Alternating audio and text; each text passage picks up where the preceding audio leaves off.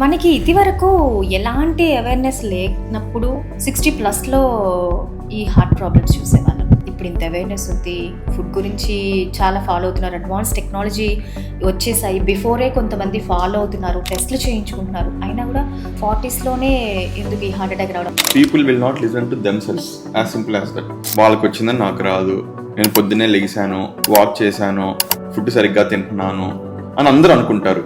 కానీ అవేర్నెస్ ఎంతమంది యూజ్ చేస్తున్నారు చెప్పండి?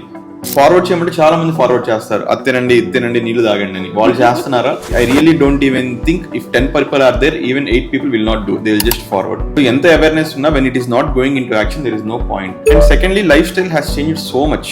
Generation మారిపోతుంది. Businesses are growing too rapidly, food business is going too rapidly. These are all things will make a factor. Not only cardiac, multiple diseases, all disease burden is going high.